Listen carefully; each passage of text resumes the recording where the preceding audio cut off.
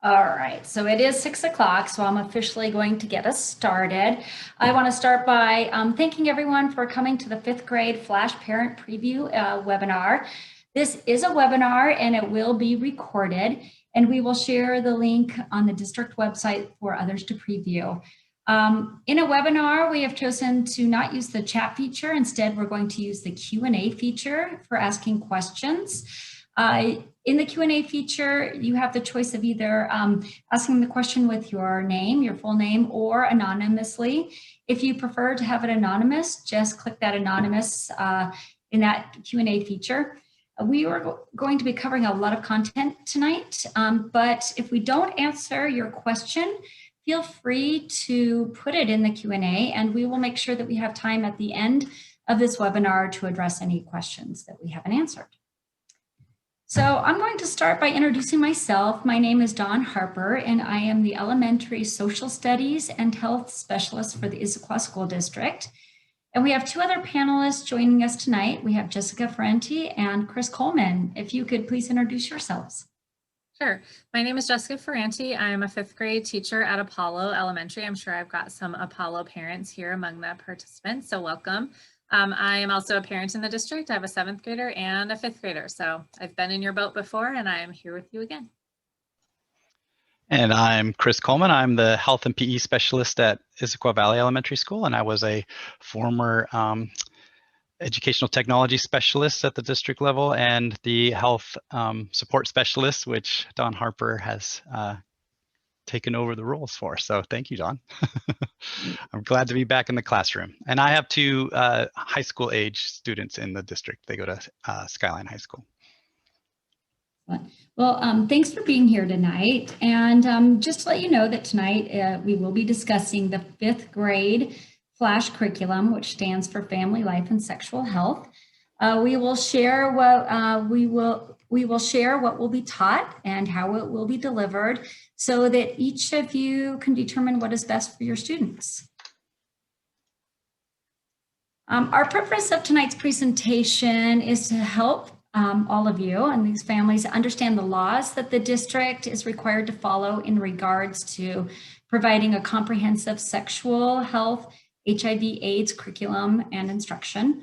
Another purpose is to provide information about the curriculum we use in the Issaquah School District and how it's taught in the classroom. And lastly, to help you understand your rights in the process to opt out if you request so.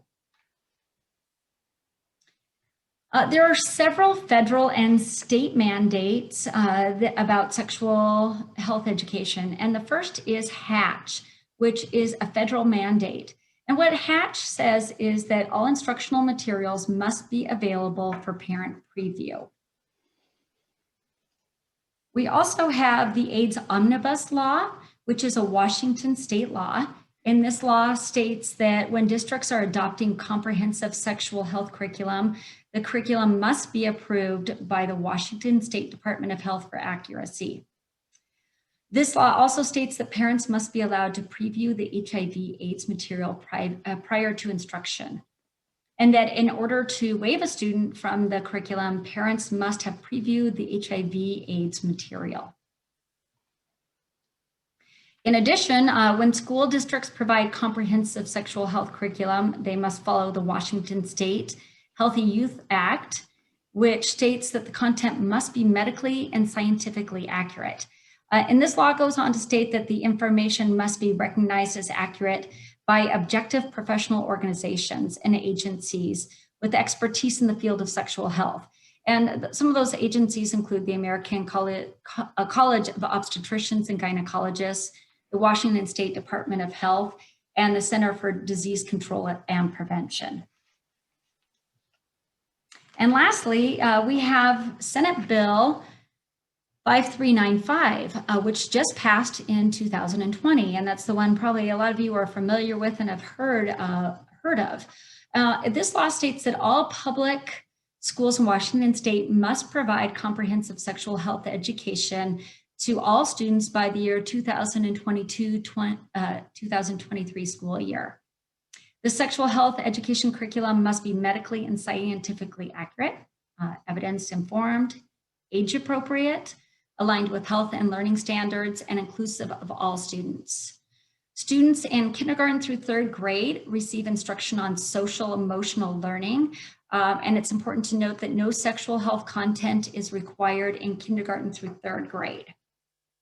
It's also really important to note that because the ISD has been forward thinking and has already been providing social and emotional learning for grades K through 5 and Flash for 5th grade for years, that nothing at this time will change for ISD in regards to this new mandate. We will continue to teach the curriculum we have been as is. So now that we know why we are teaching this topic, let's talk about what we use to teach it. The adopted comprehensive sexual health curriculum that the Issaquah School District uses is called Family Life and Sexual Health, or otherwise known as FLASH. And all of the elementary level lessons can be previewed online. All you have to do is go and search for King County Flash. We've also created a bit.ly, which is a shortcut for you to access this website. And Mr. Coleman is going to take that bit.ly and put it in the chat for you so that you can access it. You have access to it for another time. So I'll pause while you put that in, Chris, so that people can get that shortcut. It's already in there. Oh, you are good. And just to remind people, if you are just joining us, this is a webinar style. We are using the Q&A for questions. We will also dedicate time at the end of this presentation to answer any questions that we do not address during the presentation you have. Okay, so once on the King County Flash website, it will look like this. You'll notice that on the left-hand side, there is a Flash for Elementary School link. When you get onto the website, that's the link that you will want to click on to be able to access all of the lessons that are applicable for 5th grade.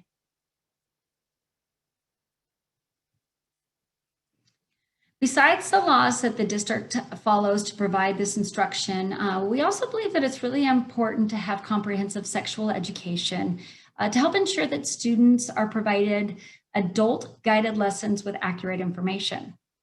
We also want students to understand and learn more about the human body, and we want them to feel comfortable about the changes that either will be or already have been happening to their bodies.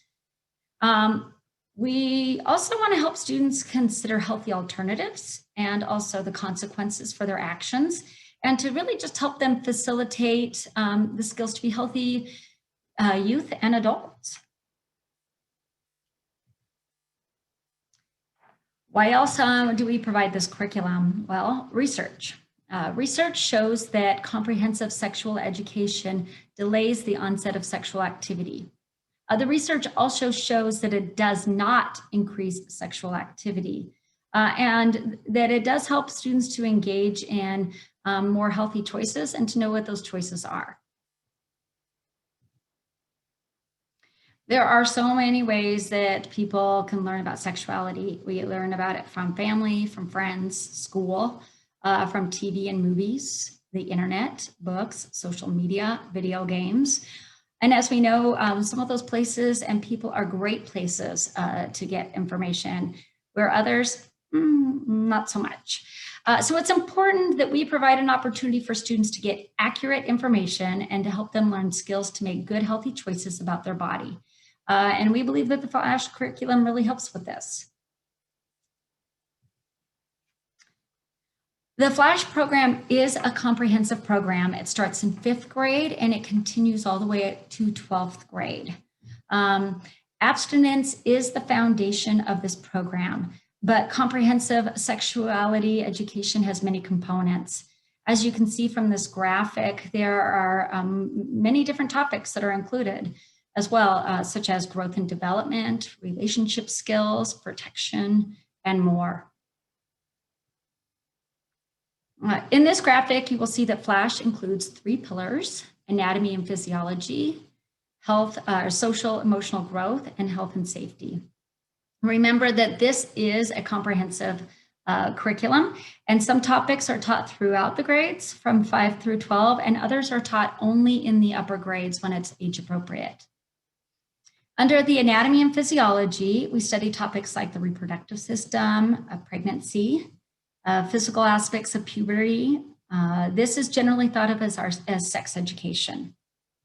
Under the health and safety, this part of the curriculum teaches ways that we keep kids safe, such as pregnancy prevention, disease prevention, HIV and AIDS, and sexual abuse. And it's generally thought of as the prevention education. And then under the social emotional growth portion, students learn about healthy relationships, healthy communication, decision making, and this is generally thought of as the family life education. Again, please note that the curriculum includes topics in an age-appropriate manner. And although I've been talking about the curriculum as a whole, Jessica, who will be speaking next, will be walking you through the concepts and lessons specific to 5th grade. So I'm going to be handing the presentation, the webinar, off to Jessica Ferranti. And just to note that at the end of this presentation, we will be showing 3 different videos, and also we will be giving time to answer any questions that you still have.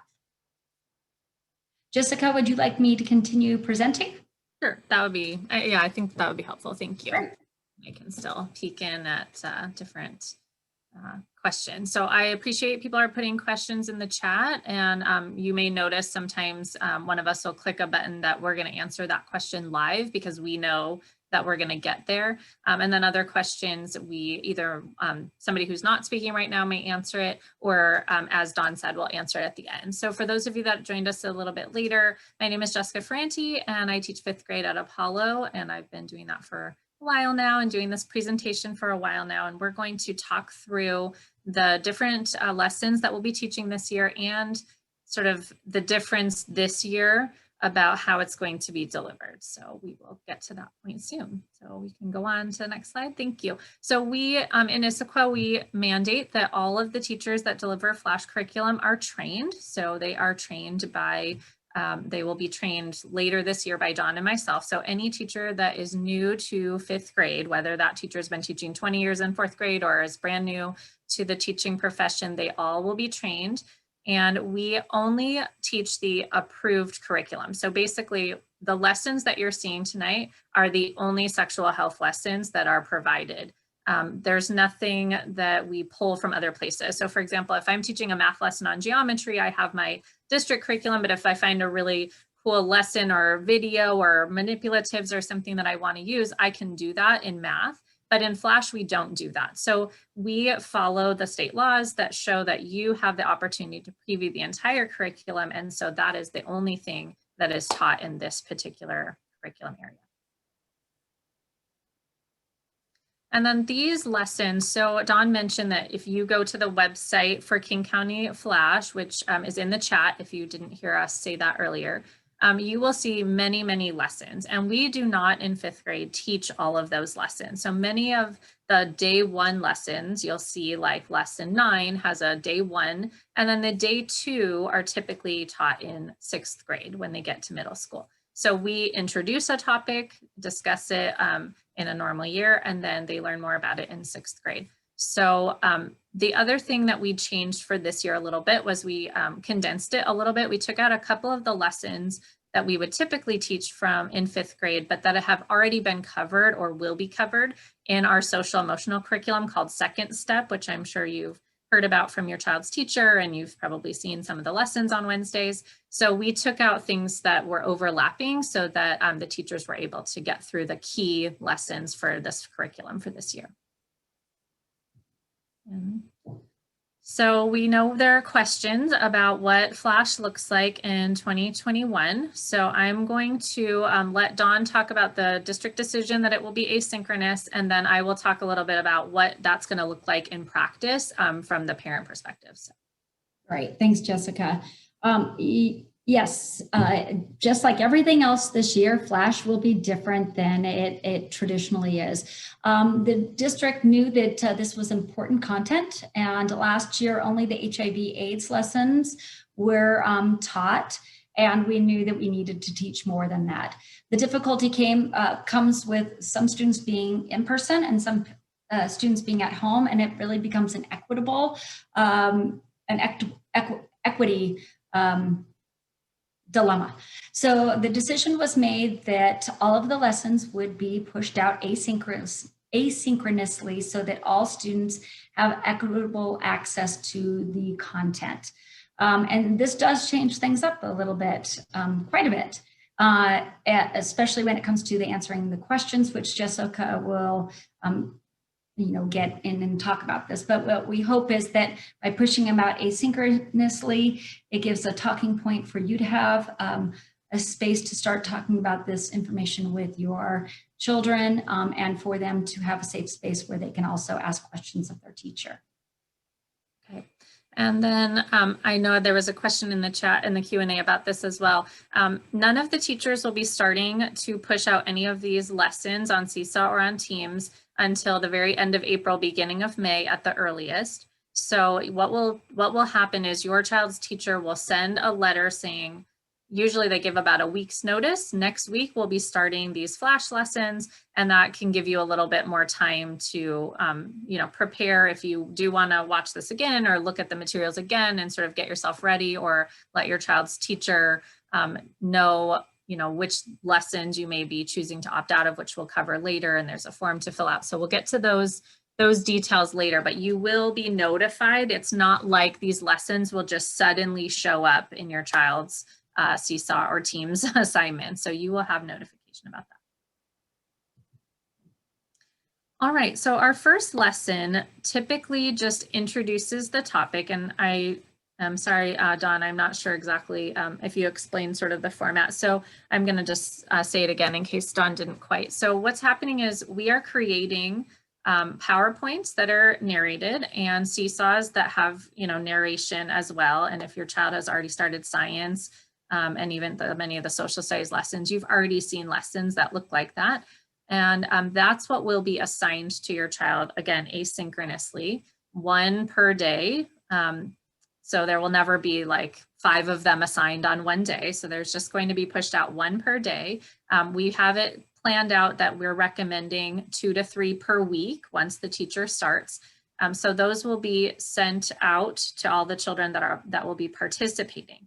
And so what will happen is in this first lesson, that PowerPoint or that Seesaw activity will be introducing that we're starting Flash and setting up some ground rules. Now in the classroom, we have different ground rules, but some of them will be the same. So one of the main ground rules that we have in the classroom is that, the 5th graders, we tell them, you're the oldest in the school and we feel like you're mature enough and you're ready to learn these topics. But that does not mean that you are now the trusted authority to educate the whole playground or the entire bus about what you're learning. So that is going to continue to be a ground rule that we encourage, conversation with a trusted adult at home. We do not encourage conversation on the playground or out, after school or with littler siblings or all of those things. So that will still be a ground rule. And we have other ground rules about being respectful and respecting people's privacy. So those ground rules get covered in the first lesson. Typically, in a typical year, can you go back for just a second? Typically, we would have an opportunity for kids to ask questions. And as Dawn explained, this year it will all be asynchronous.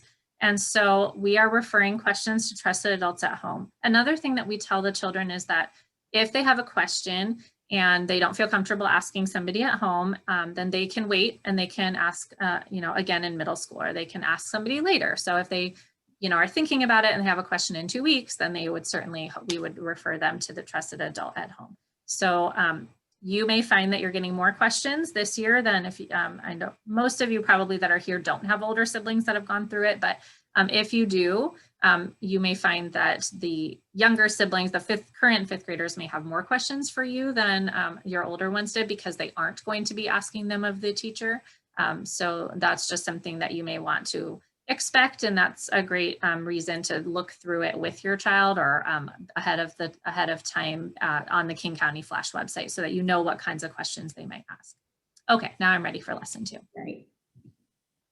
All right, so lesson 2, we talk about family and how different members of the family all have a role to play in being somebody that is there for the other family members and how we help provide different kinds of needs. So we talk about how the physical needs are met, so family members provide food and shelter and those kinds of things, but also the emotional needs, things like love and empathy, and then we talk about good communication skills. So this covers a little bit of what we do in second step, but it's just a good way to show the kids that they too have a role to play in the family, that they're not just the recipients of all of the, you know, attention and love and food and everything from their parents, but that they also have a role to play as, you know, a child, as a sibling, a cousin, whatever. So we do not put a very narrow definition on family. We just tell the kids it's two or more people who love and care for each other.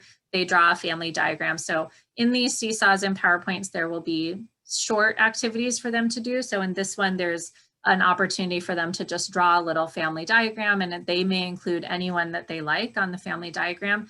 Kids ask me every year, can we include our pets? And I tell them, if you consider your pet to be a family member like I do at my house, then yes, put your pet on there because you provide for your pet and they provide for you too. So it's just a good way for them to learn that they are part of a system and they have an important role to play in that. Lesson 4 is on gender roles, and I know that parents in the past have had a lot of questions about this. I'm not looking at the Q&A, but I know that Mr. Coleman here is, and there may be questions about this one. We talk about a definition of gender roles, that they are cultural expectations of how we think boys and girls are supposed to look, dress, behave. We don't put a right or wrong on those definitions. We talk a lot about how the gender roles vary throughout history. They have varied across cultures and still do.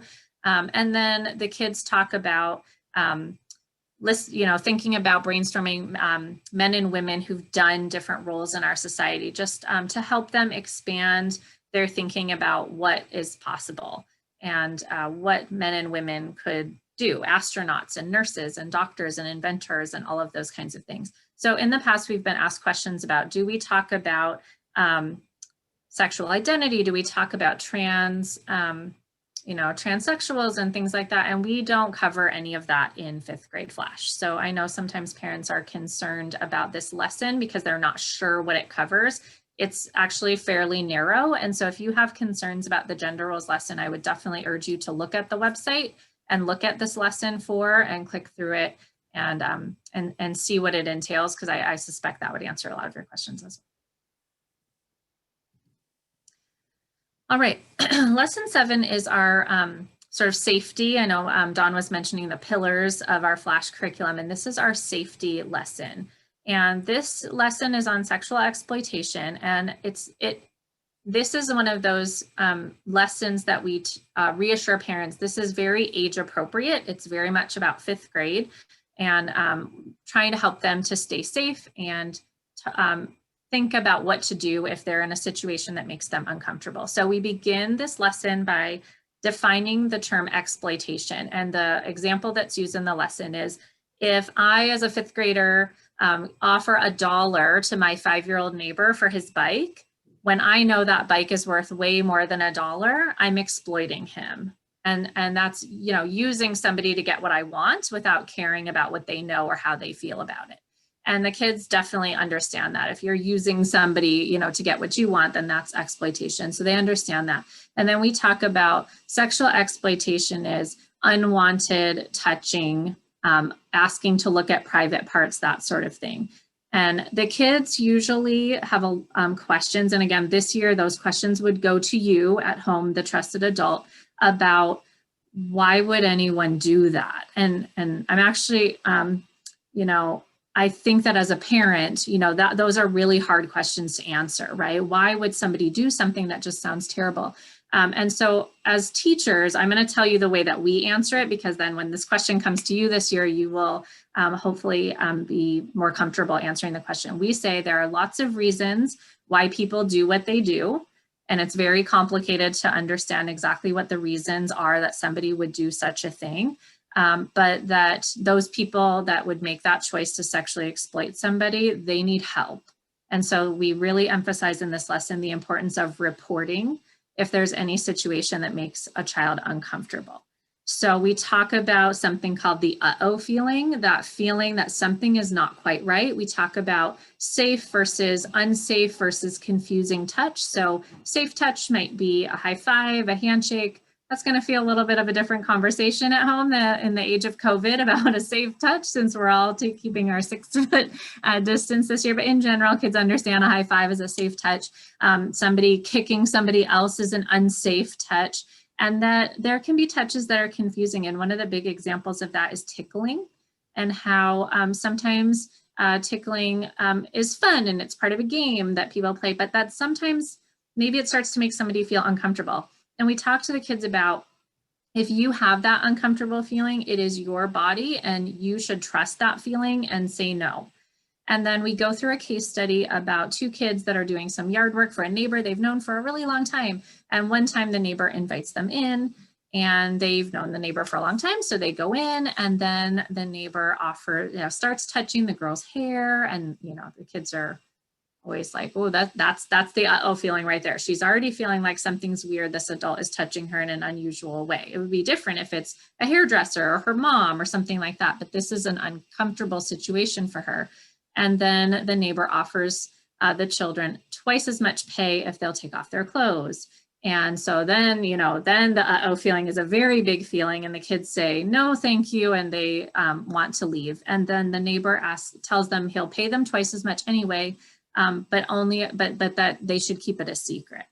And this is a really key part of this safety piece of Flash, that they say that they will keep the secret in order to remove themselves from the situation. So we emphasize removing yourself from the situation, but then reporting. So in the case study, the kids go home and they tell their parents because they're uncomfortable with what happened. And their parents tell them, thank you for telling us.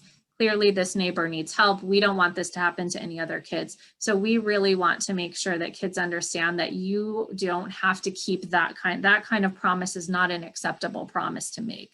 So this is a big part of our prevention, that we want to keep our kids safe and understand that they trust their gut and that they have the right to say no to these kinds of situations. So that is lesson 7. It's a bit of a heavy lesson. So you may expect questions on that. That might be a great day to do the lesson, watch the lesson or go through it with your child. All right, and lesson 9, again, this is one of those lessons that we have the day 1. So this will be asynchronous this year, but the nice thing is that next year in 6th grade, they will get the day 2 of this lesson and have more of an opportunity to learn about this. So we define puberty or adolescence as developing from a child into an adult. We talk about the physical, emotional, social changes and how they don't all happen at the same time. So bodies may change before friendships change or before relationships change, and that's very normal. So a lot of the lesson here is about, there's a wide range of normal here. There's a wide range of normal ages for it to start and to end and for changes to happen, and that we respect other people's privacy around these changes. We're not commenting on how other people are progressing through puberty. And so we talk about that. And then later in this presentation, we're going to show you the 2 videos that will be linked to the assignments for this day. There's one for boys and there's one for girls. And those 2 videos cover this lesson, and then they cover part of the next lesson that Dawn's about to click through. So we'll go to that one next, which is the reproductive system. And again, this is a day 1. There's a day 2 in grade 6. We talk to the kids about using medical terms to name anatomy. This is really important for them to understand the medical terms, because if they ever need to talk to a doctor or to you about some kind of health issue that they're having, we want to make sure that everybody's on the same page and understands what we're talking about here. There are diagrams, and again, you can look at the Flash website and see exactly what the diagrams are and what the definitions are that are given. It's very scientific. We talk to the kids, and this will be part of the lesson, that this is biology. This is really just, what a scientist would be learning about the anatomy and the different locations and functions. So we use medical definitions, which if you'll go to the next slide, we've got a couple examples of those medical terms. So for example, I talked about the one about puberty already. There's ovulation, the release of a mature ovum. And we do If there are common slang terms, we may say that. So for example, I may say that you might hear the term ovum, you might also hear the term egg. So that way the kids, if they do hear more of a term that is not the precise medical definition that we're using, that they would understand. And then same thing here, fertilization, the meeting of a sperm and an ovum. So Dawn mentioned earlier, this is a comprehensive curriculum. There is a piece later in middle or high school about pregnancy prevention that is not at all a part of 5th grade Flash. Kids sometimes do ask questions about, how do you prevent pregnancy? And we tell them that they can either ask a trusted adult at home, which is how they would be asking questions this year anyway, or they can wait until they're in middle school or high school and learn about it when they get there. So that piece of Flash is not a piece of 5th grade. All right, so then the next one that we do is pregnancy. And this lesson is one that the kids find fascinating. Normally I have to remind them to protect privacy because they want to tell stories about the day they were born and all the things that they've learned from their parents about their birthdays and things like that. But this year that'll be not a conversation that we'll have, but we do define a bunch of terms which are listed here. I'm going to kind of miss the questions about twins because the kids, when they find out about different kinds of twins, and they always want to talk more about twins and how about triplets and oh my gosh, what about octuplets and all of that. So that there may be just a little bit of fun fact about that you may hear about that they want to talk to you about octuplets. So just be prepared for that question like we usually are. And then there's just some factual information about growth and development of the fetus that, it's a 10-month process, that sort of thing. So that's our lesson 13. And again, they get more of that in grade 6. And then for HIV/AIDS, we have 2 year 1 lessons. So again, you'll see if you look at the website, there's a year 1, day 1, year 1, day 2, and then there are 2 lessons for year 2, which would be grade 6. So they will get this again. So we define AIDS and HIV. It's funny because the lesson starts with, you may have heard about this, dangerous disease. And usually the kids are looking at you like, nope, never heard of it. Don't know what you're talking about. So we define what those 2 things are.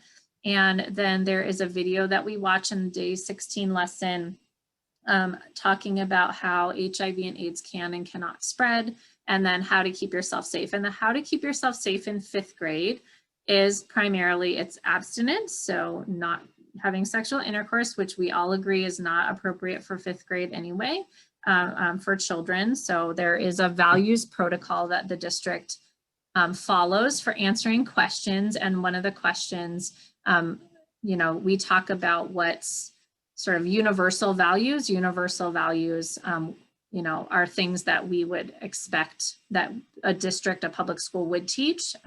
And keeping yourself safe, like not mixing your blood with somebody else's, is one of those universal values that we talk about. So that's, there's a piece of keeping yourself safe in the video that we'll show soon.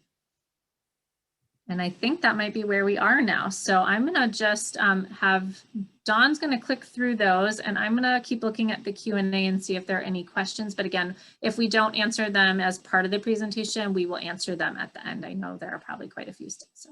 Great. All right, we're ready for the videos. Now, normally we would tell the kids that they can wear their hoodies on video day, on day 9, lesson 9, and they can put up their hoodies and they watch the videos like this in the classroom with their hoodies. So you can encourage them if they feel like they need to do that at home, that's a more comfortable way for a lot of them to watch the videos is to put up their hood and to watch it like that. So you can feel free to encourage that at home as well. And Jessica, do you have a preference of order? We typically show the girls first. This is a little longer. We kind of work from longest video to shortest. Okay, great. I'm going to go ahead and start this.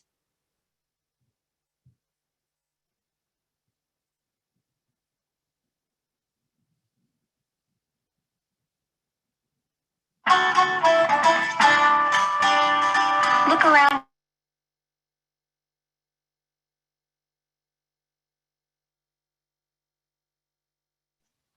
Uh-oh.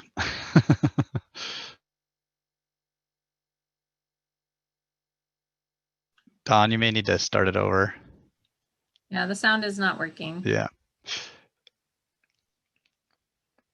You said that the sound is not working? Mm-mm.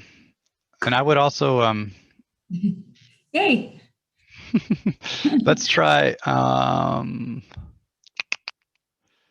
Try push and play again, and then make it a little bit larger. Also, in your sharing, there's the option to optimize sound when you're sharing your You know screen. what, Chris? I may share computer sound. Yes. Got that. Yep. And I'm going to push, make it larger. Thank you for being patient with us. There you go. And I'm going to try it again.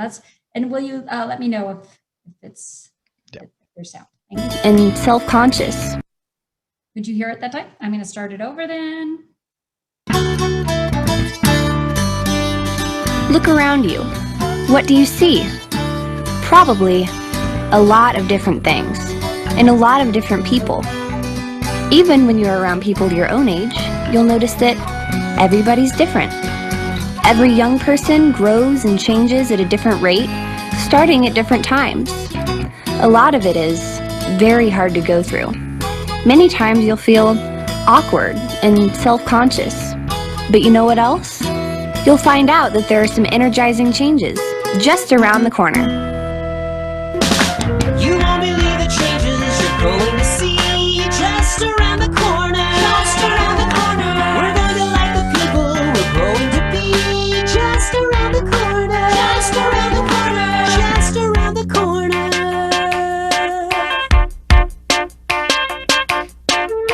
Sometimes it might seem to you like you're never going to grow up, that you're always going to feel awkward and clumsy and never know what to say or how to act. But you are not alone. Everyone goes through it. And it all begins during puberty. That's when chemical substances, called hormones, start all kinds of changes in your body. For girls, puberty usually starts between the ages of 8 and 16. Exactly when puberty begins for you is largely determined by heredity, the traits you got from your parents. You can't hurry puberty, and you can't slow it down. When it does come, you'll find yourself changing from a girl to a young woman. At the beginning of puberty, the hormones cause a sudden spurt of physical growth. You'll grow taller and heavier, and your feet may grow rapidly. At about the same time, you'll start to develop the physical traits of a female adult. Your breasts will begin to develop, and hair will start to grow in the pubic area. Your hips will become broader and rounder, and your waist will narrow. Hair will grow under your arms and on your legs, and sometime during puberty, you'll experience your first menstrual period. It's like getting a whole new body. And just like when you get a new game, and it has instructions, or a new bike and it has an owner's manual, there are things you need to learn about taking good care of your changing body.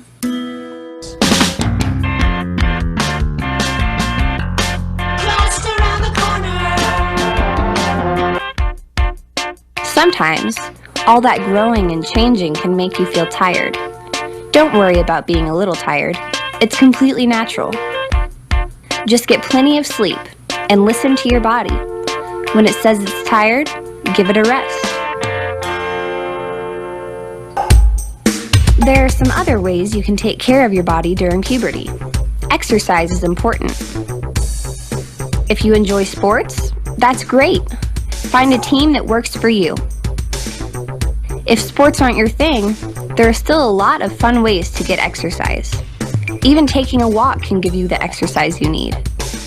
Just 60 minutes a day, at least 6 times a week, will make you feel better, look better, and have more energy. And in this electronic age, when people spend so much time watching screens every day, it's even more important to get outside and get your exercise. Pay attention to what you eat. It's a good idea to stay away from junk food. Try to eat healthful foods, including fresh fruits and vegetables. And breakfast truly is the most important meal of the day. One big problem is too much soda pop. Soft drinks are bad for your teeth, bad for your bones, and cause that sugar crash that makes you feel tired and grumpy. Drink more water, and skim milk too. Just around the corner. When you were a little kid and you played hard, you might have gotten sweaty and dirty. But you didn't smell too bad, and even if you did, nobody cared. But you're older now, and your life is different. How you act, how you look, and yes, how you smell are very important in developing social skills in relationships. During puberty, sweat glands in your body become very active. Hormones cause your body to produce more oils. These oils can combine with sweat and bacteria to cause body odor. It's important to take a shower or a bath every day and to wear clean clothes. Many girls also start to use an underarm deodorant or antiperspirant during puberty. Sweating is natural. It is your body's way of cooling itself. Drinking lots of water will help replenish the fluids lost in sweating. Body odor is natural too, but that doesn't mean it is pleasant to other people. You'll discover that your oil glands will begin to produce more oil, particularly on your face. With the increase in oil, it's likely you'll have to deal with some blemishes, such as pimples and blackheads. The best way to fight blemishes is to keep your skin clean. Wash your face gently with a mild soap and water or cleanser at least twice a day. Keeping your hands clean and avoiding touching pimples will also help. Talk to your parent or school nurse about other ways to treat blemishes.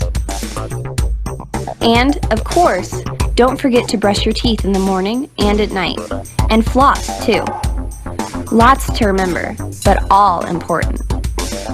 By the time you're around 16 or 17, you should be nearly finished with the physical changes of puberty. But remember, we're all individuals. Don't be concerned if your changes come before or after the changes your friends experience.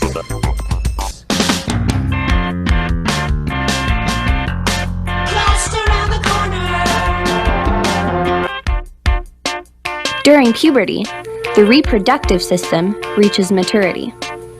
The job of the reproductive system is to make new human beings. An important part of the reproductive system is the uterus, which is also called the womb. The uterus is a muscular organ located in the center of the abdomen. On each side of the uterus is an ovary.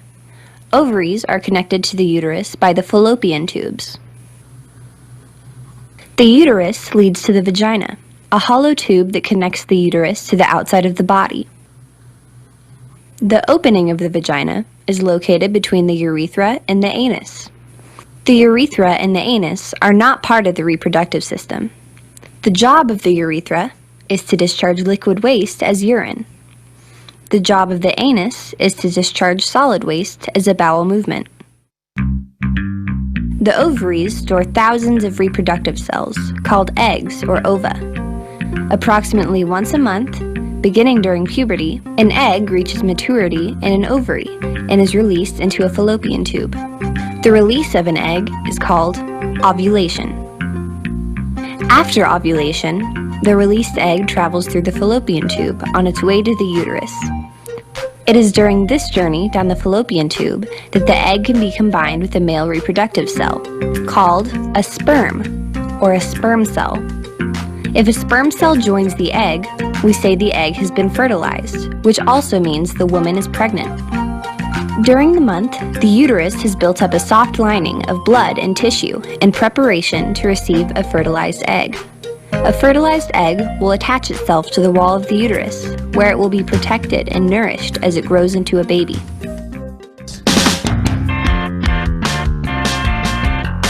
Just around the corner. We talked about what happens when an egg is fertilized. Now it's time to discuss what happens when an egg is not fertilized. First of all, if the egg is not fertilized, it does not attach to the uterus wall. Instead, the built-up inner lining dissolves and slides off the uterus wall.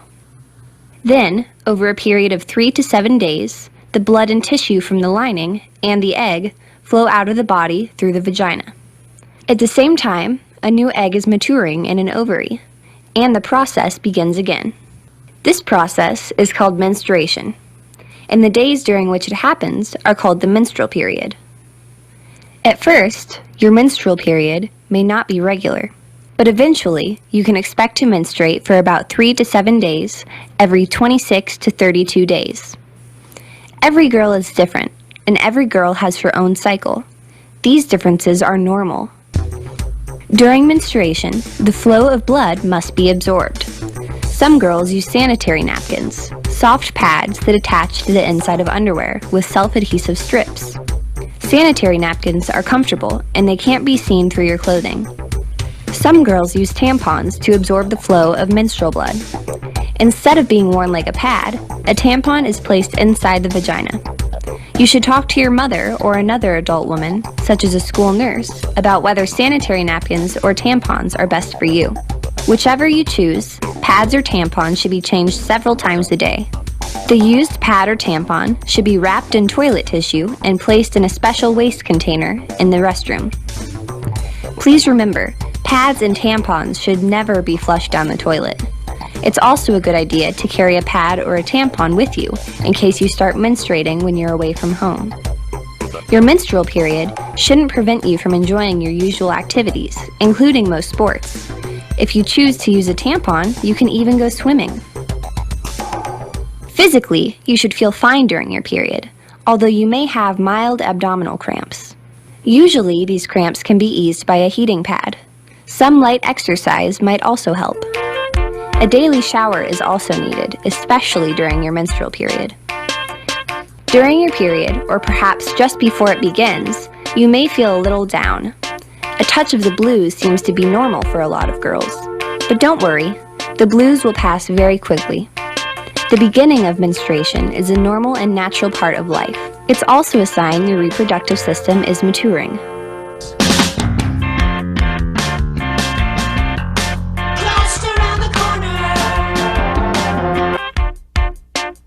The same hormones that cause all these physical changes may also cause some emotional changes. Sometimes you'll find yourself being happy one moment and grumpy the next. Sometimes you might feel angry about nothing. During puberty, your self-esteem goes through changes too. Self-esteem is about how you see yourself as a person. It's about how valuable and worthwhile you think you are, and how good you feel about yourself. During puberty, almost everyone becomes more self-conscious. Being self-conscious can be tough, especially when you think your hands or feet are too big, or you keep getting tangled up in your own arms and legs. Getting used to your growing body can take some time. But being self-conscious can also mean getting to know yourself better. Get to know the things you are good at, the things that can make you happy, and the things you can do to make other people happy. Puberty is a time to dream, to set goals, to practice and try new skills. Some of those skills may be new talents and abilities that you never knew you had. And some skills may be social skills, new ways of communicating and getting along with other people. You might also become more sensitive about what your peers say, and you'll probably start to worry more about how you look. Another important issue, especially for girls, is body image. Almost every girl wishes there was something different about her body. Many girls think their legs are too long, or not long enough, that they weigh too much, or they don't weigh enough. Keep in mind the media, TV, movies, websites, and magazines often create unrealistic images that girls try to live up to. They use special lighting, makeup, and digital effects to make models and actors look, well, perfect. And nobody's perfect. Part of growing up is being healthy and happy with who you really are and what you really look like. There can be a lot of pressures at this time in your life.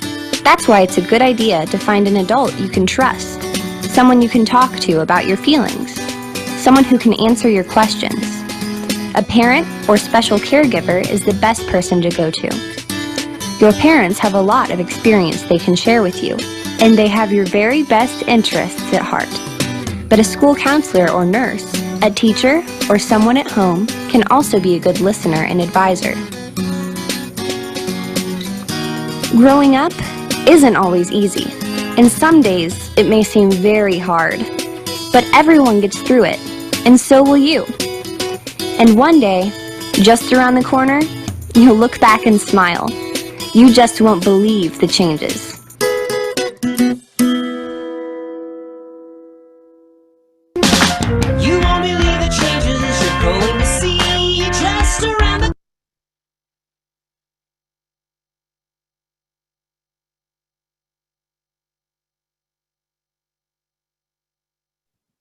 So I'm going to now switch to just around the corner for boys.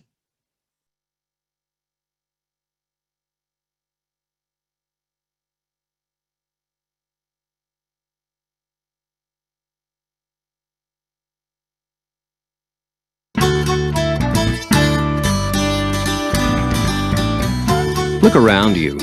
What do you see? Probably a lot of different things and a lot of different people. Even when you are around people your own age, you'll notice that everybody's different. Every young person grows and changes at a different rate, starting at different times. A lot of it is very hard to go through. Many times you'll feel awkward and self-conscious, but you know what else? You'll find there are some energizing changes just around the corner. You won't believe the changes you're going to see just around the corner. Just around the corner. We're going to like the people we're growing to be just around the corner. Just around the corner. Just around the corner. Sometimes it might seem like you're never going to grow up, that you're always going to feel awkward and clumsy and never know what to say or how to act. But you are not alone. Everyone goes through it. It all begins during puberty. That's when chemical substances called hormones start all kinds of changes in your body. For boys, puberty can begin as early as 9 years old or as late as 15 or 16. Exactly when puberty begins for you is largely determined by heredity, the traits you got from your parents. You can't hurry puberty, and you can't slow it down. But when it does come, you'll find yourself changing from a boy to a young man. At the beginning of puberty, hair will begin to grow in your pubic area, and your testicles will grow larger. You'll become taller and heavier. Your arms and legs and your hands and feet will grow quite a bit. Over the next few years, muscle bulk will increase and your shoulders will broaden. Hair will grow under your arms, on your arms and legs, and on your face. It's like getting a whole new body. And just like when you get a new game and it has instructions, or a new bike and it has an owner's manual, there are things you need to learn about taking good care of your changing body.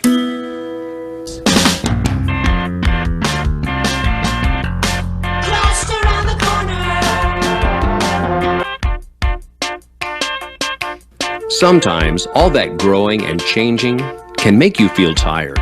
Don't worry about being a little tired. It's completely natural. Just get plenty of sleep and listen to your body. When it says it's tired, give it a rest. There are some other ways you can take care of your body during puberty. Exercise is important. If you enjoy sports, that's great. Find a team that works for you. If sports aren't your thing, there are still a lot of fun ways to get exercise. Even taking a walk can give you the exercise you need. Just 60 minutes a day, at least 6 times a week, will make you feel better, look better, and have more energy. In this electronic age, when people spend so much time watching screens every day, it's even more important to get outside and get your exercise. Pay attention to what you eat. It's a good idea to stay away from junk food. Try to eat healthful foods, including fresh fruits and vegetables. And breakfast truly is the most important meal of the day. One big problem is too much soda pop. Soft drinks are bad for your teeth, bad for your bones, and cause that sugar crash that makes you feel tired and grumpy. Drink more water, and skim milk too.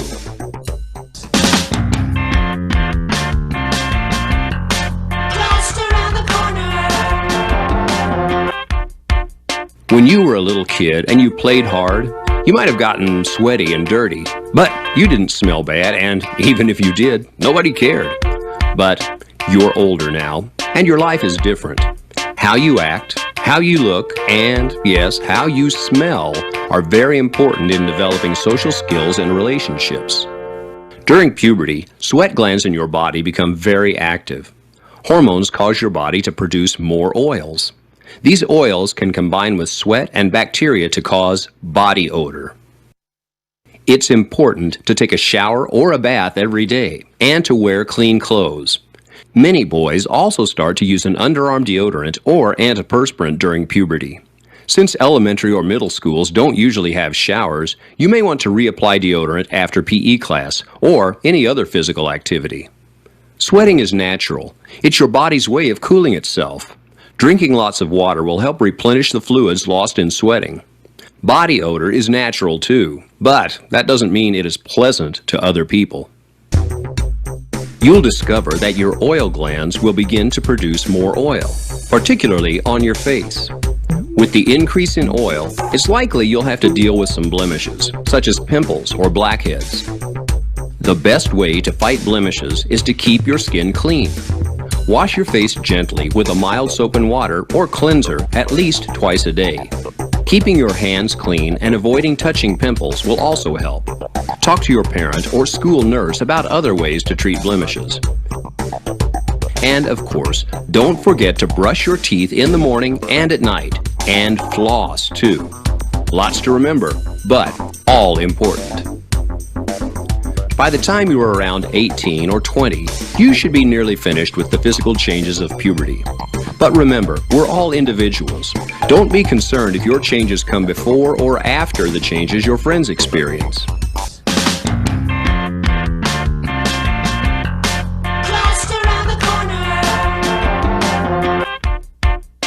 During puberty, the reproductive system reaches maturity. The job of the reproductive system is to make new human beings. There are two primary parts in the male reproductive system, the penis and the testicles. The penis is a tube-shaped organ at the front of the body. Behind the penis are the testicles, two egg-shaped organs carried inside a pouch of loose skin called the scrotum. The testicles produce and store male reproductive cells, which are called sperm or sperm cells. The sperm duct is a passageway for the sperm to travel from the testicles to the penis. The urethra carries the sperm through the penis to the outside of the body. The urethra also carries urine to the outside of the body, but the urethra never carries the urine and sperm at the same time. Normally, the penis hangs down. However, for sperm to be released from the body, the penis must become hard, erect. An erection is a stiffening and enlarging of the penis that causes it to stand out in front of the body. Sometimes during puberty, boys may experience involuntary erections. They happen without warning and for no apparent reason. This is normal. The erection will go away as the muscles relax. Erections may also occur while you're asleep, and sperm may be released. This is called nocturnal emission, or a wet dream. If you find wetness in your pajamas or sheets, don't worry. It's completely normal and harmless. The release of sperm is a sign that your reproductive system is maturing. Just around the corner. The same hormones that cause all these physical changes may also cause some emotional changes. Sometimes you'll find yourself being happy one moment and grumpy the next. Sometimes you might feel angry about nothing. During puberty, your self-esteem goes through changes too. Self-esteem is about how you see yourself as a person. It's about how valuable and worthwhile you think you are, and how good you feel about yourself. During puberty, almost everyone becomes more self-conscious. Being self-conscious can be tough, especially when you think your feet are too big, or your legs are too long, or not long enough, or your voice is changing pitch and cracking. Help! Getting used to your growing body can take some time. But being self-conscious can also mean getting to know yourself better. Get to know the things you are good at, the things that can make you happy, and the things you can do to make other people happy. Puberty is a time to dream, to set goals, to practice and try new skills. Some of those skills may be new talents and abilities that you never knew you had. And some skills may be social skills, new ways of communicating and getting along with other people. You might also become more sensitive about what your peers say, and you'll probably start to worry more about how you look. There can be a lot of pressures at this time in your life. That's why it's a good idea to find an adult you can trust, someone you can talk to about your feelings, someone who can answer your questions. A parent or special caregiver is the best person to go to. Your parents have a lot of experience they can share with you, and they have your very best interests at heart. But a school counselor or nurse, a teacher, or someone at home can also be a good listener and advisor. Growing up isn't always easy, and some days it may seem very hard. But everyone gets through it, and so will you. And one day, just around the corner, you'll look back and smile. You just won't believe the changes. You won't believe the change. Okay. And while we're queuing that up, we just want to say we're sorry for the earworm, the Just Around the Corner song that's now going to be in your head the rest of the night here. But so we have one more shorter, I think it's a little bit shorter video for the lesson 16 HIV/AIDS. I will say that both my sons who are in high school still sing Just Around the Corner. So yes. Okay, I'm going to go ahead and show the HIV/AIDS.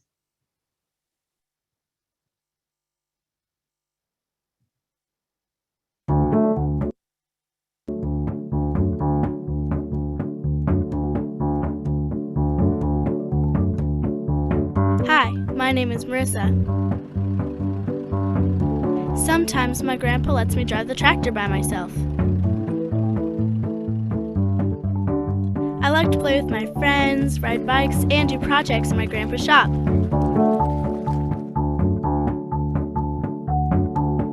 I live with my mom, my stepdad, and my sister.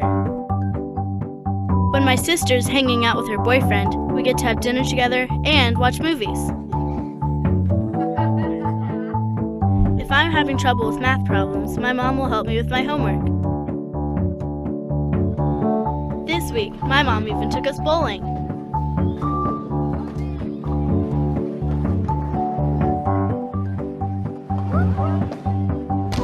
My mom won, but I think my style is better. I love you, Mom. I love you too, Pumpkin.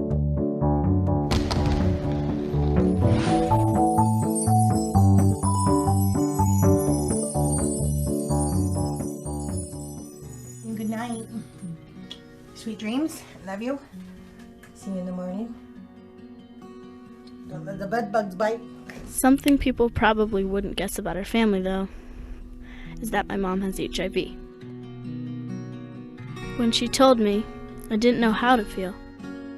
Well, I guess I was scared.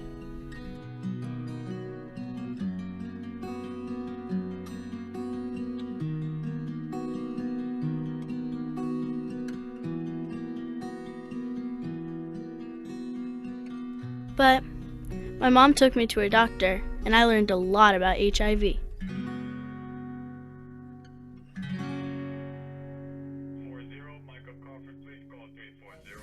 I produce extremely potent neutralizing antibodies to all 5 strains.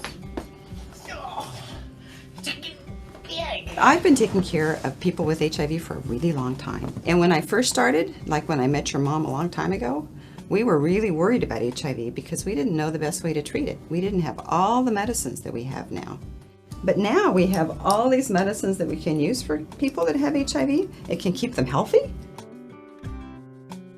With HIV, you can get it from other people, but not from all the usual stuff you do. You know from living with your mom that your mom's loving and healthy, and she is fun to be around, and she's fun to sit in her lap and give her hugs and kisses, and you know those things are completely safe. So you know some people are afraid of things they don't understand, and HIV is one of those things that a lot of people are afraid of, largely because they don't understand it. But there's no need to be afraid of anyone that has HIV. I know because I love my mom. I know, because they're just regular people, and they have an infection that can be treated and taken care of, and they're not likely to pass it on to anyone else just by being their friends and being their child and doing all the kind of things that people do.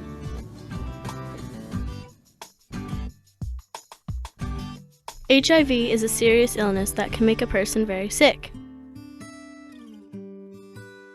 But luckily, there are medications that can help someone who has HIV live a long and healthy life. Unfortunately, there is no cure. A person with HIV will need to take medication their entire life. HIV stands for the Human Immunodeficiency Virus. If someone with HIV doesn't take their medicine, HIV can cause AIDS, which stands for Acquired Immune Deficiency Syndrome. All of us have an immune system that protects us from germs and sicknesses. Inside our bodies, we have white blood cells that attack germs so we can feel healthy. When a person has AIDS, it means that HIV has made their immune system very weak. Unfortunately, this makes it very hard for them to fight off germs and illness. The good news is, HIV is really hard to contract. But it's good to know how to stay safe as we get older. People usually get HIV by having sex or from sharing needles or drugs with someone who already has HIV. However, kids our age don't usually get HIV because they aren't doing those things. Sometimes, if a pregnant woman has HIV, the baby can be born with it too. But there are medicines that can help keep the baby safe. When we get older, we can make decisions that will protect us from HIV. We can say no to drugs and to having sex to keep ourselves healthy. You can't spread HIV from shaking someone's hand, hugging, kissing, sharing a bathroom, or from someone's saliva. You don't have to be afraid of anyone with HIV. You can hug them or play with them just like you would anyone else.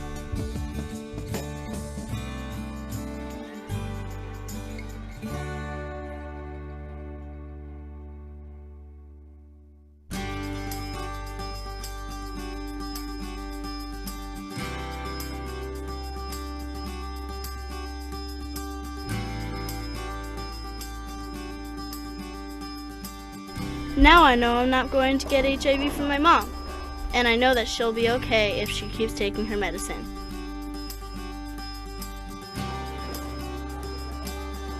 I'm not afraid anymore.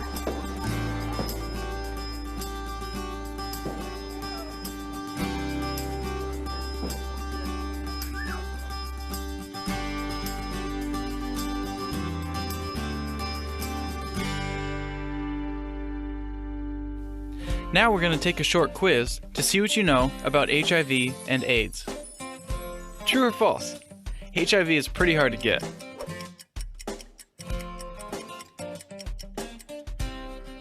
True. HIV is not an easy virus to get. Kids your age almost never get HIV.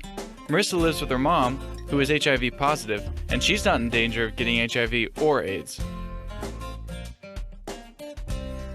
Which way can you not get HIV? A. From hugging or kissing someone who has HIV. B. From having sex with someone who has HIV. C. From being born to a mother who has HIV. Or D. From sharing needles for illegal drugs.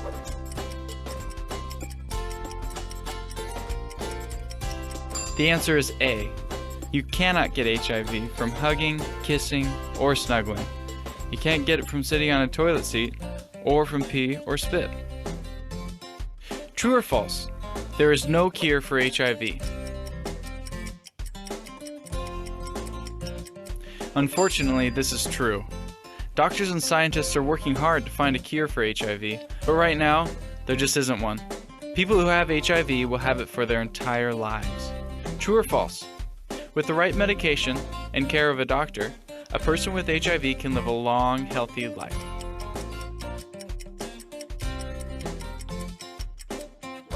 This is true. There are many antiretroviral medications, like the one Marissa's mom takes, that can help a person with HIV stay healthy. But in order for the medications to work, they must be taken every day. True or false? It's a good idea to be afraid of people living with HIV or AIDS. This is false. You do not need to be afraid of anyone who has HIV or AIDS. They are normal people, just like you. You can hug them, kiss them, joke around with them, and be friends with them. Thanks for watching Marissa's story. Marissa is a real person. In fact, she's about your age, and her story is 100% true. Now, your teacher's going to take questions from you and your classmates and lead a discussion about Marissa's story. After your class discussion, you might still have some questions about HIV or AIDS, which is totally okay. If you do, any at all, you can talk to your classroom teacher, school nurse, doctor, or another adult you trust.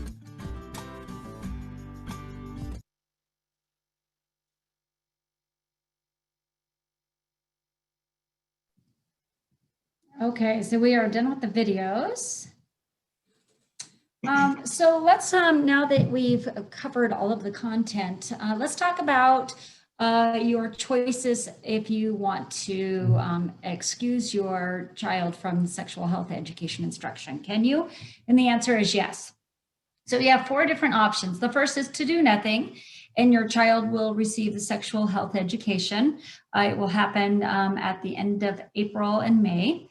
The other choice is if you choose to opt out, you have a couple choices.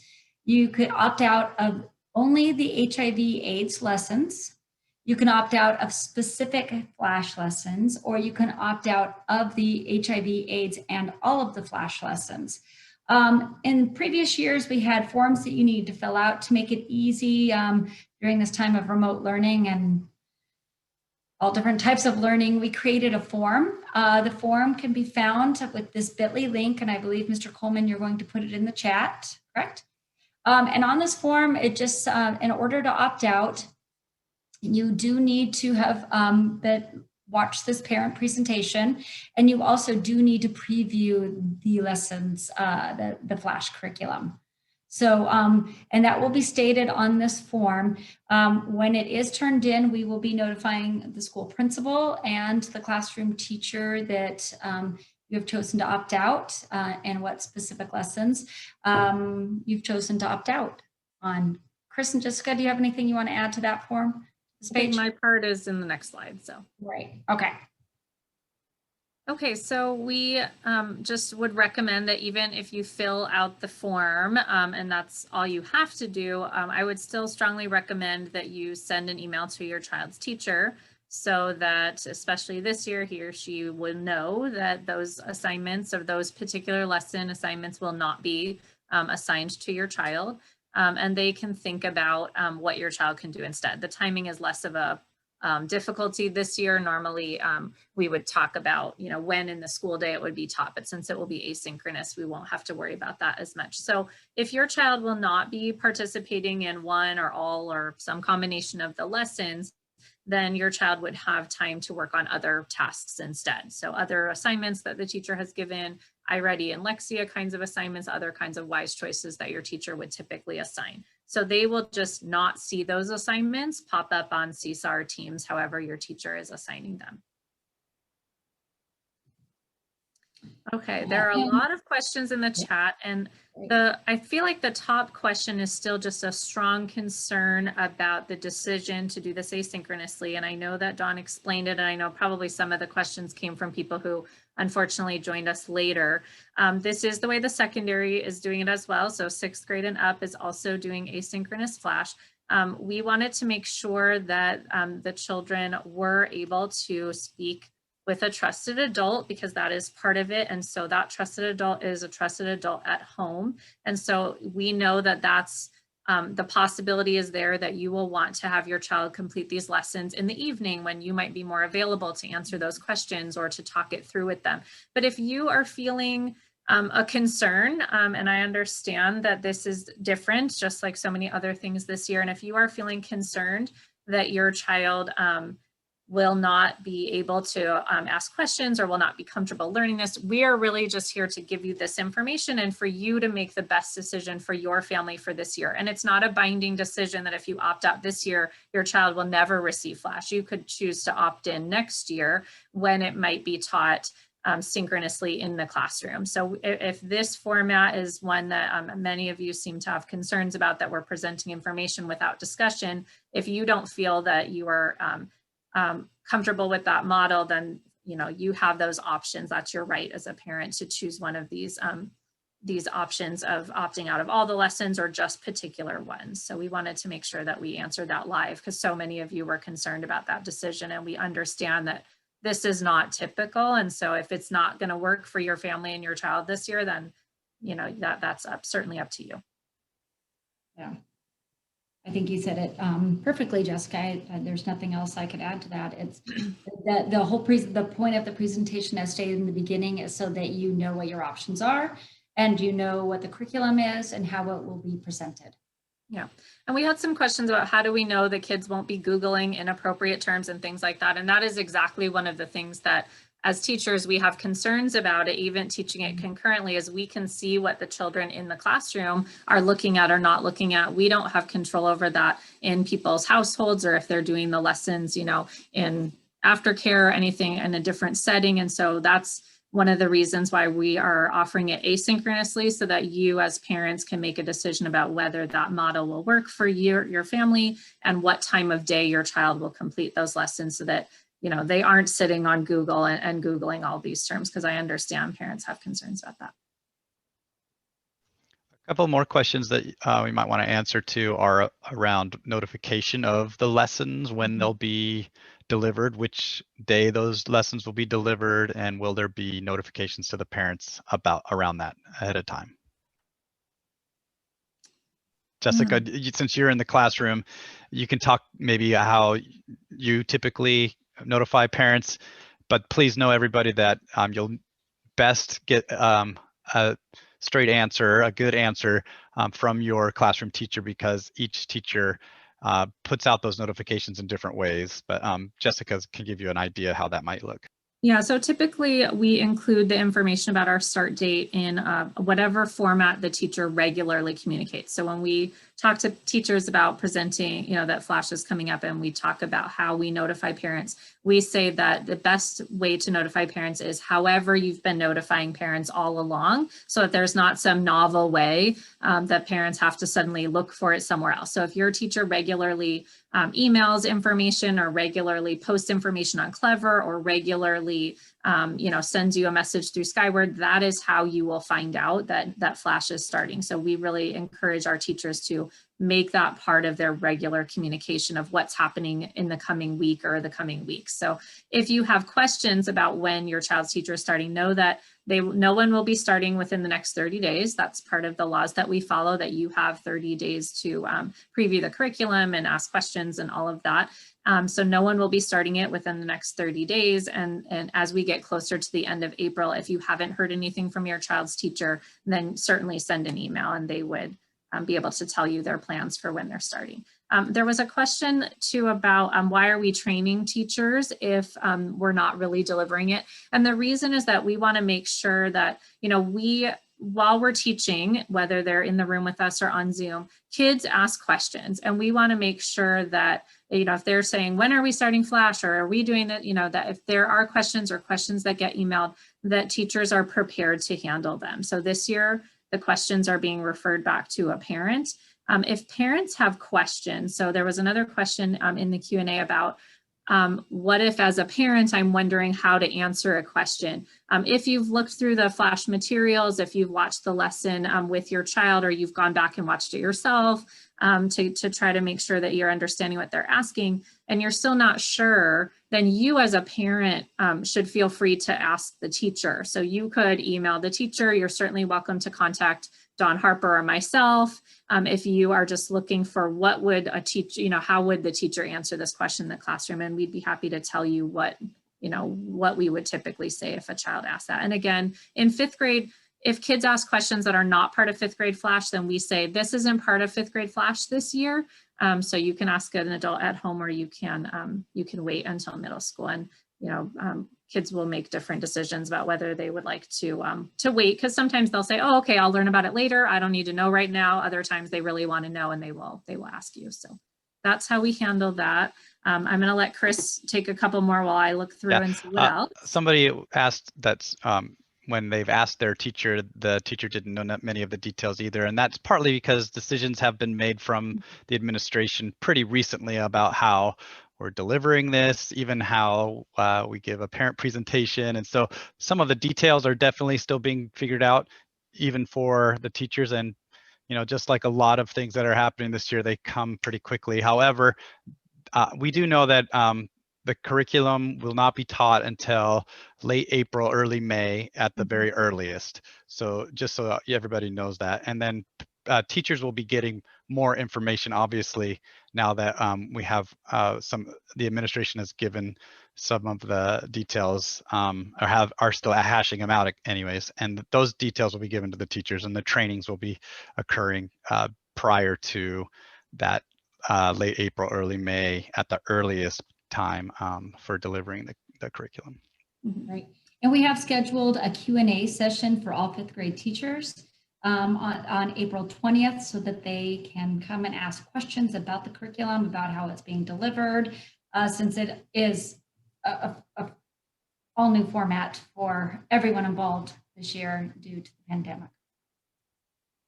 A couple questions that I just marked as answering live. Someone asked, do kids know which kids are taking or not taking what lessons? This is actually a benefit of doing it asynchronously. They don't know. When teachers assign the lessons, they just click through which children are completing those lessons. So if you opt out, then your child won't be assigned it. And because it's asynchronous, there's not like a child leaving the room. So it's actually a lot less obvious this year. And the teacher certainly does not say, oh, so-and-so is not doing Flash. So this, if I'm going through my schedule and saying, this will be on Seesaw today, I would not be announcing which 4 kids are not doing it. So that teachers definitely would not be commenting on that publicly with the class. And then another question was, who's doing the narrated PowerPoints? The teacher or one of you, one of us will be doing the narrated PowerPoints and Seesaws. So those were my 2. Are there other ones that you 2 are seeing? And of course, if you have gotten all the information that you want and you are ready to head off for your evening, you can feel free, and thank you for being here, but we'll just keep answering questions until we've gotten through. Right.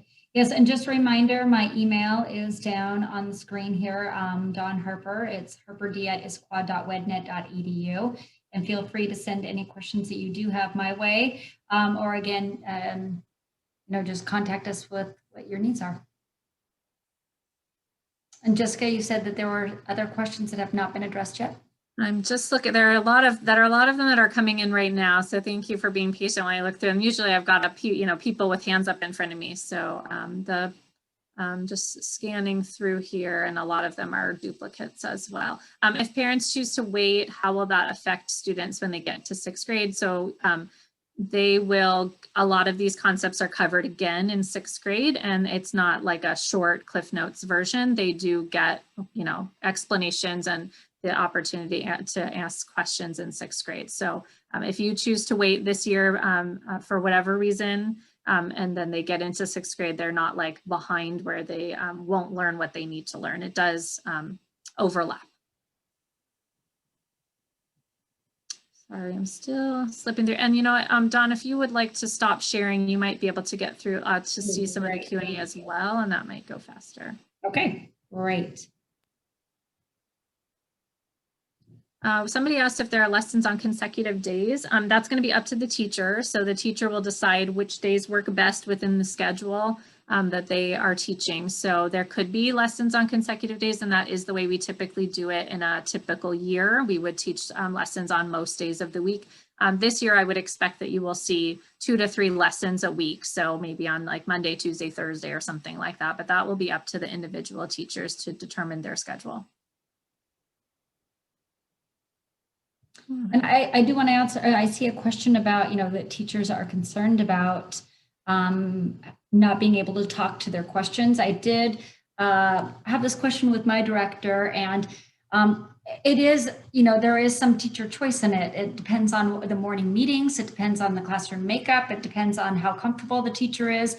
But you might find that your teacher, and that's something that we will talk about at the Q&A session, if they are comfortable, we encourage them to actually to take the content that is asynchronous and bring it back to synchronous conversations, morning meetings, so that there is that connection and dialogue within the classroom.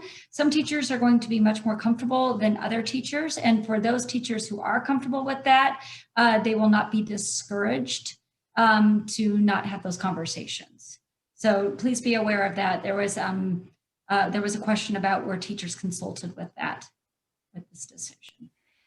Another question was about, the lessons are being created and will be narrated, and parents are wondering if those will be available for them to preview beforehand, and when that will be, the lessons, since we're kind of adapting each of the lessons from the normal Flash curriculum.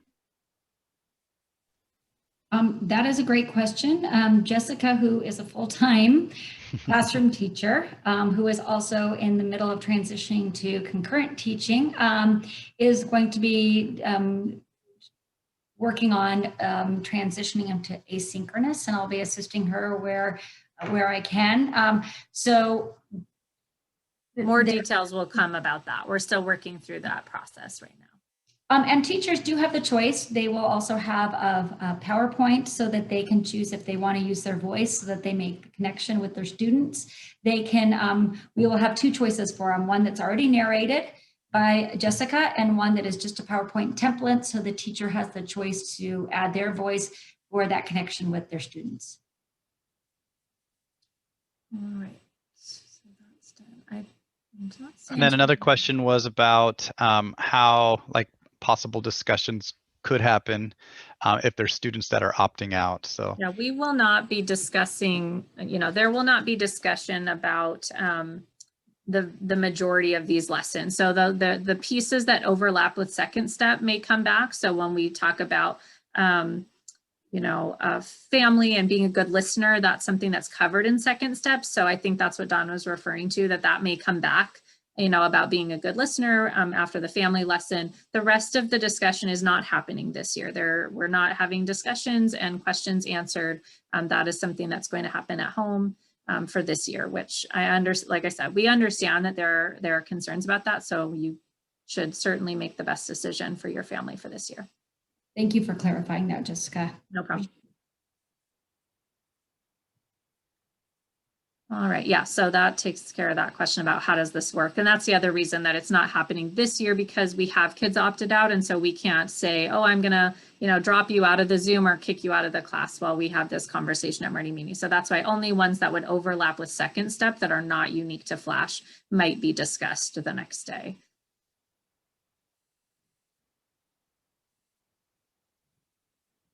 All right, I think if I'm going through here, so we talked already about how to exempt, so there's that form. The kids are not going to be having the conversation with their teacher. If kids do email teachers questions, then we will refer them back home. And again, if you have questions for the teacher, please feel free to email your child's teacher about any questions that you have.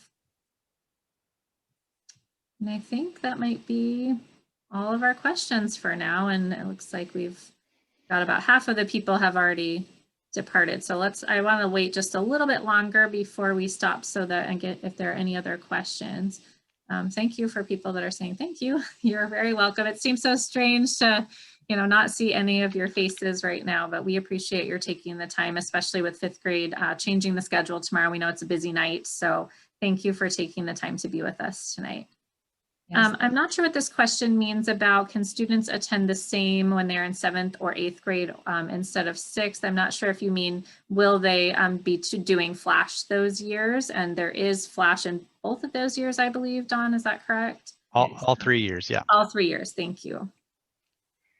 They're in it. The Flash curriculum is part of their health curriculum. Right. So when they have health in middle school, it usually is near the end of the trimester that they have the Flash unit, typically. There was a question about clarifying if the videos that we showed were those 5th grade videos. Yes, those are the videos that the 5th graders will be. Yeah, those are only for 5th grade. At the middle school and high school, there is no other videos that they watch. So these are only for the elementary level 5th grade. So. All right. We answered that one already. Boy, it's so different having it in this format where I'm just so concerned I'm missing something.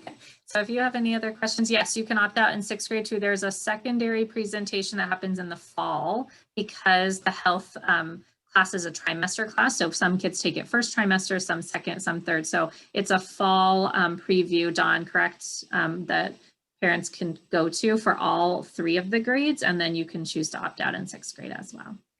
And in elementary, we typically have 2 of these parent presentations in a normal year because some schools teach Flash earlier in the year, usually around after second winter break or something like that. And then other schools teach typically in the later part of the year. And so we typically have presentations in the earlier part of the year and then around this time in a normal year. But since we are having everyone teach the curriculum at the same time, we just had this one opportunity. That will also be available, as Dawn has said, because it's been recorded. And it'll be available on the website, on the Issaquah School District website. Yes, and that, again, there was somebody asked, how do we exempt our child from Flash? We will also put the bit.ly address, the link to the Google form that you can fill out to exempt from certain lessons. And then your principal and teacher will be contacted. But again, thank you, Chris, for putting it in the chat.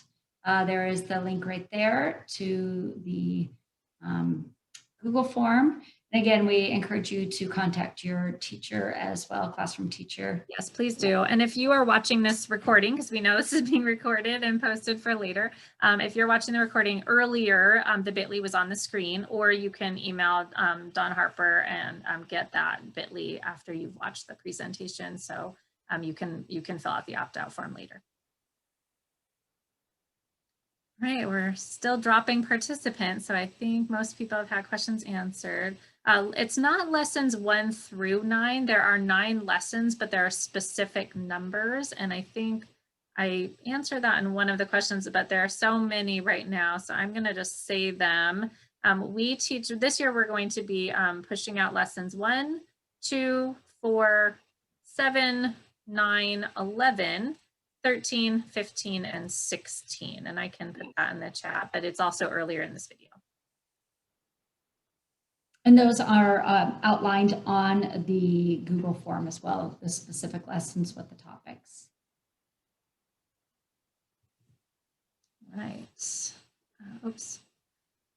I'm not sure what this question is asking. Oh, the deadline to opt out. You may opt out at any time. I'm very glad that someone asked that. If you are, if you decide in the middle that you would like your child to no longer receive the lessons, so they might be 3 lessons in and you say, you know what, this format isn't working or this content isn't working, you may opt out at that point. Again, please contact the classroom teacher as well as filling out the form, but there is no deadline. It's not like, oh my gosh, I missed the deadline, so now my child is receiving these lessons. That's not how this works. So you as a parent may opt out at any point.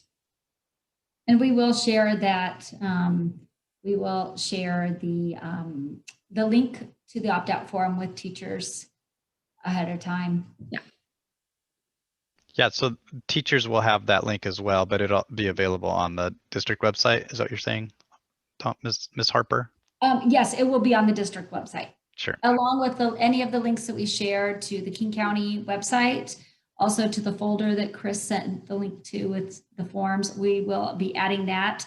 I will be contacting the district tomorrow, Beth Egan, and asking her to put it on the website tomorrow, along with the recording. So someone asked about printing the chat. So all of the things we've put in the chat will be available. So you won't, you don't need to worry about printing it. Save some paper. All right, I'm just checking, giving everybody just a little bit more time, but we're basically done. I think we got everything. So again, thank you so much for everybody being here. We appreciate your taking your evening, and let us know if you have more questions. Yes. Good night. Thank you very much. And a big shout out to Jessica and Mr. Coleman for joining and being the support tonight. And Jessica, best of luck tomorrow on your first day at school. Yes, best of luck to you, Jessica. My first day of the year, right? Yes. Thank you very much. Good night, everybody. Good night. Good night. I'm going to go ahead and click the stop recording and end the webinar for everyone. So have a good night. Good night. Good night.